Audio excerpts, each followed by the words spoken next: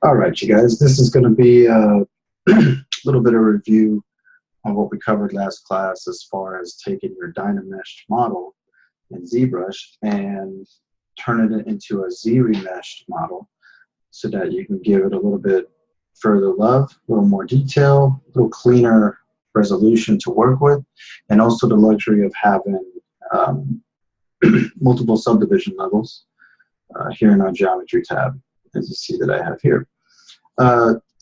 So right now, what I have visible is exactly what I showed you guys in class. This is basically a Z-remeshed version of this little character I'm working on.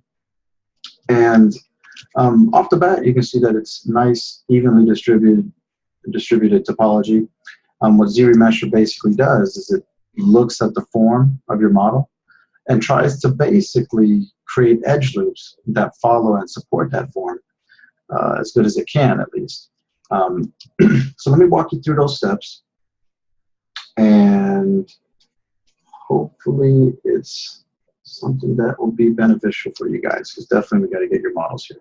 All right, so I'm going to go ahead and go to a separate subtool here that I have for this model. I'm going to turn off the Z-remesh version. So this was an earlier work in progress version of the body for this character, and if I go ahead and turn on the wireframe, you can see it's super dense. I think this thing right now is at, what, 3.225 million. That's really, really heavy. So the caveat here is, if I'm working with something this dense and I decide that I want to, add a little detail, sure, it's really dense and I can do some nice detail work. But if I need to smooth that, I'm going to run into a big, big issue because it's so dense, has so many points, that smoothing it out is just going to be really, really, it's not going to perform well. And you're going to be left with a very bumpy looking surface like this. So let me undo that for a second. So the steps that I basically do to Z-remesh this model is I'm going to go down into my subtool palette. And the first thing I'm going to do is duplicate our mesh, okay? So whatever the mesh is that you need to, that's Dynamesh, we're going to duplicate it directly. And we're going to make sure that that duplicate is resting right on top of our original model. And now with this one, the duplicate visible, let's go ahead and hit Shift F so that we can actually see the wireframe of it. And I'm going to make sure that I have symmetry on. So if you don't see the red dots lined up on opposite ends, then you may want to make sure you hit X to toggle that on. Okay, in this case, you can clearly see that it's on. Now I'm going to go down into my geometry menu, and where you see Z-remesher, I'm going to expand that. Now, we don't need to talk too much about every single option that you see visible here. What I'm going to basically do is leave the defaults set. Okay, there will be things that we'll probably cover later in class that have to do with keep groups and stuff like that, and the adaptive size and curve strength. But for the time being, let's just keep everything default. The only number we may noodle a little bit is right here. This target polygons count is basically where we're distinguishing the target amount in thousands that we'd like this mesh to be. 5,000 for this right now is totally reasonable, so I'm going to just leave it as that. Now if I hit Z-remesh, give it a little second to think. You can see that the progress is right up here in the upper left-hand side.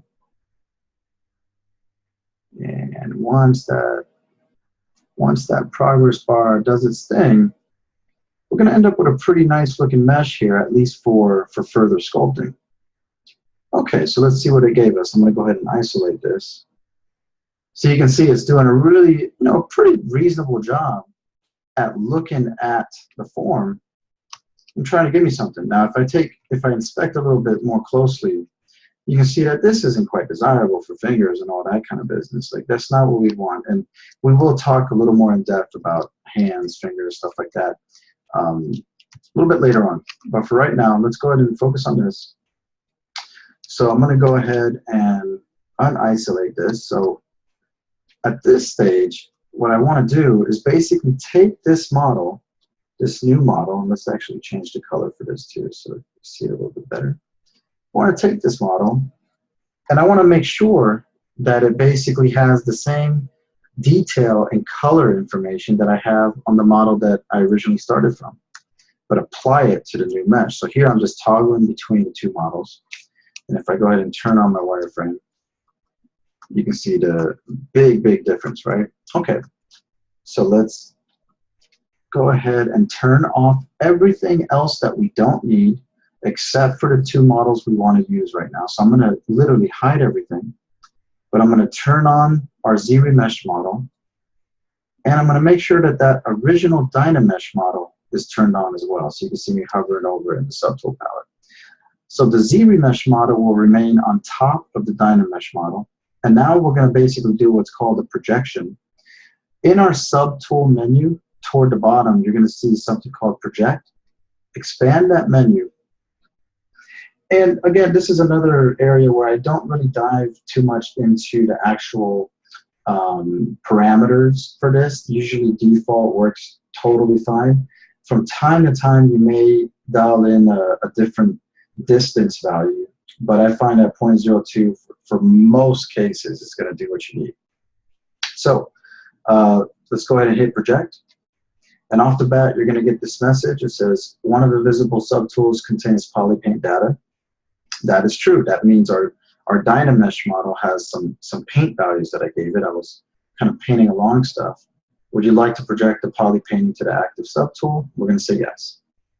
So not only is it taking the actual paint information from the Dynamesh model, but it's also taking into account any further detail, and it's trying to kind of fly paper itself to that model. So now that I performed it one time, now we're going to go through this process of subdividing the model and projecting it again. So I'm going to subdivide it. You're going to see that it gets a little denser. I'm going to project. And now if you look closely, you'll see that it starts to grab even closer to that model. Let's go ahead and do it again. Hit project. And give it a second.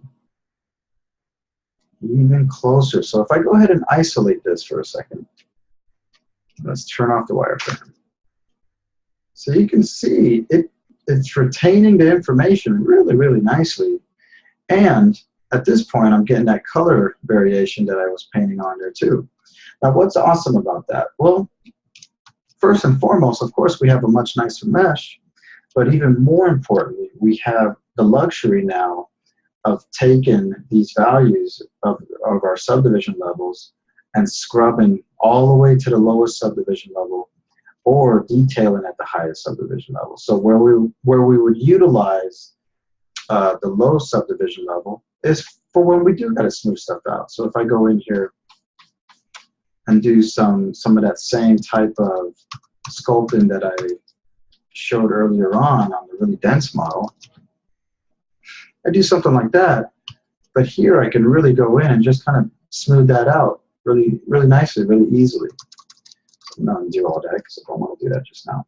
And then, of course, at the highest level, I have the luxury of going in here now and giving further fidelity to this if I want to really introduce some nuances. If I wanted to introduce a little nasolabial fold right there, which I don't, but just kind of showing the benefits of this. Now, there is an added benefit to this, and it has to do with posing out your model. So, for example, even though we're not posing our models just yet, it's worth noting right now the benefit of Zremesh in your model. So right now, with this really high-res mesh, the way we pose in ZBrush is with a tool called transpose. And this isn't going to be an exercise in posing right now. I'm just going to illustrate the benefit of Zremesher. So I will cover posing later in a later class that's on our syllabus. But let me go ahead and activate our move brush.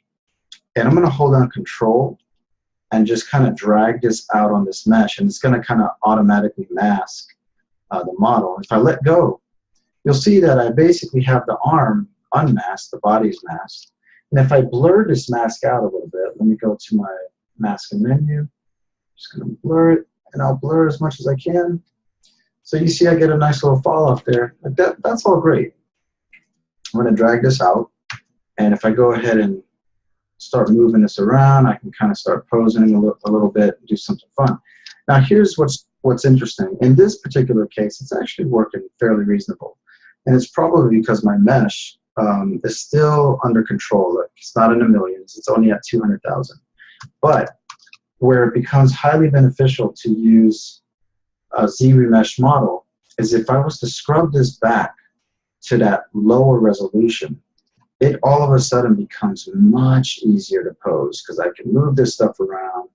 I can take a brush, move topology brush, and just start really finessing this model as I need to. And here you can see me just kind of freely moving stuff around. Again, these are things that we will cover as far as posing is concerned, but it's really just nice to kind of see the benefit of this. So like right now, you know, I have the arm kind of going down. If I wanted to go ahead and repose it, I wouldn't do it at the highest subdivision level. I would do it at the lowest subdivision level, take my transpose, hold down control, and drag out this circle until I get to where I want it to be. And then from there, I'd go ahead and move my manipulator to that elbow. And then I can start rotating this up. And then, of course, what's beautiful about this is as I do this, go ahead and grab brush and then I can go in and just kind of sculpt fix this. So whatever weird deformation I may have done by trying to adjust it, I can go in here and really just get the exact shapes that I want to do. And I can only do this because it's a Z-remesh model and makes it much more manageable. Sure, you can do it with a higher res model, but it would become, in fact, really hard to work with. So there you go. Just a quick demo. Now, I don't want you guys to start posing your models. This is just more to demonstrate the benefit of having a Z-remesh model. Okay? All right. I'm going to record another session real quick talking about painting your model. Thanks, guys.